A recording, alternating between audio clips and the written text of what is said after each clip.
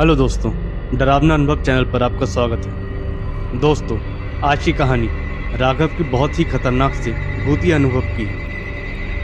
Horror को experience करने के लिए हेडफोन लगा लीजिए और डरावने अनुभव के लिए तैयार हो जाइए। दोस्तों, हर गांव के पास एक कब्रिस्तान होता है, लेकिन लखनऊ के एक छोटे से गांव के इस कब्रिस्तान के बारे में अजीब अजीब कहानियां सुनाई जाती थी। रात होते ही यहाँ से डरावनी आवाज़ें सुनाई देती थी और लोग दावा करते थे कि यहाँ आत्माएं भटकती हैं। इस गांव के लोग सूर्यास्त के बाद कब्रिस्तान की ओर जाने से कतराते थे। राघव एक युवा लड़का था जो कि शहर में रहता था। राघव के कुछ खास दोस्त लखनऊ के पास एक गांव में रहते थे और वो हमेशा राघव से कहा करते थे कि समय निकालकर हमारे गांव में आओ। एक बार राघव के कॉलेज की छुट्टियां पड़ी तो राघव ने अपने दोस्तों के गांव जाने का प्लान बनाया। राघव ने अपना बैग पैक किया और अपने दोस्तों के पास पहुंच गया। राघव को देखकर उसके दोस्त बहुत ही खुश हुए और दिन भर सबने बहुत मस्ती की। शाम के समय सब लोगों ने खाना खाया और इधर उधर की बातें करने लगे और बातें भूतों की कहानियों पर शुरू हो गई। लेकिन राघव भूतों पर विश्वास नहीं करता था। राघव के दोस्तों ने बताया कि गांव के बाहर एक कब्रिस्तान है जो कि बहुत ही भूतिया है और यहाँ बहुत ही डरावनी घटनाएं होती रहती हैं, इसीलिए रात में कोई वहाँ नहीं जाता। ये सुनकर राघव हंसने लगा और बोला कि तुम लोग इन सब बातों पर विश्वास करते हो, भूत जैसा कुछ भी नहीं होता। राघव के दोस्तों ने उस कब्रिस्तान के पास भूत देखे यानी कि कई घटनाओं के बारे में बताया। राघव ने इन कहानियों को सुनकर ठान लिया कि वह सच्चाई का पता लगाएगा। उसके दोस्तों ने उसे समझाने की कोशिश की, लेकिन राघव की जिज्ञासा इतनी तीव्र थी कि उसने अपने दोस्तों की चेतावनी को नज़रअंदाज कर दिया। राघव ने अपने दोस्तों से कहा कि वो चैलेंज करता है कि वो कुछ समय इस कब्रिस्तान में बिता कर आएगा और सबको सच्चाई बताएगा। घनी रात का समय था। राघव ने अपने साथ एक टॉर्च ली और कब्रिस्तान की ओर चल पड़ा। सुनसान रात में कुत्तों के भौंकने की आवाज़ें आ रही थीं, जो कि माहौल को और भी डरावना बना रही थीं। जैसे ही राघव कब्रिस्तान के प्रवेश द्वार पर पहुंचा, उसे अजीब सी ठंडक महसूस हुई। हवा में एक अजीब सी बदबू थी जो उसे विचलित कर रही थी। राघव ने धीरे धीरे कब्रिस्तान में कदम रखा। जैसे ही राघव ने कब्रिस्तान के अंदर प्रवेश किया, उसने महसूस किया कि उसके पीछे कोई चल रहा है। राघव ने पलटकर देखा, लेकिन वहाँ कोई नहीं था। उसके कानों में अचानक से फुसफुसाहट की आवाज़ें आने लगीं। राघव को लगा कि ये उसके दोस्त हैं और राघव को डराने के लिए आवाज़ कर रहे हैं। राघव ने कहा कि मुझे पता है कि तुम लोग हो, लेकिन मैं तुम लोगों की बातों में नहीं आऊँगा, मैं नहीं डरता। और वो आगे बढ़ने लगा। थोड़ा आगे बढ़ने पर यह आवाज़ें धीरे धीरे तेज होने लगीं।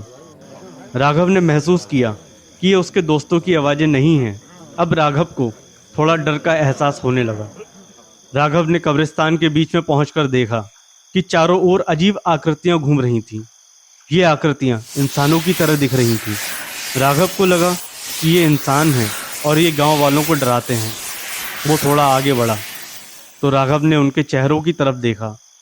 उनके चेहरे धुंधले और भयानक थे। अब राघव चुपचाप खड़ा हो गया और उन्हें देखने की कोशिश करने लगा। अचानक से एक आकृति उसकी ओर बढ़ी और उसने देखा कि वह आकृति हवा में घुलकर गायब हो गई। ये देखकर राघव बहुत डर गया और उसको पसीने आने लगे। राघव ने देखा कि कब्रिस्तान के बीच में एक पुराना पेड़ था, जिसके चारों ओर आत्माओं का जमावड़ा था।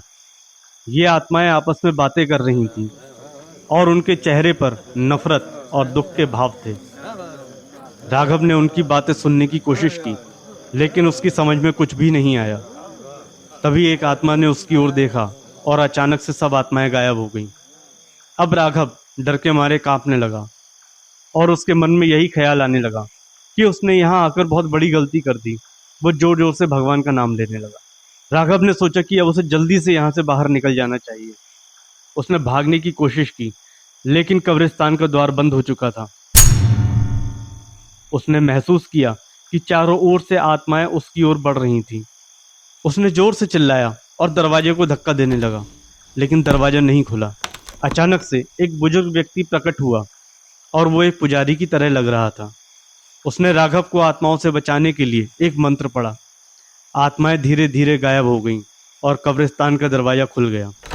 पुजारी ने राघव को समझाया कि कब्रिस्तान की आत्माएं भटकती हैं क्योंकि उनका अंतिम संस्कार सही तरीके से नहीं हुआ था।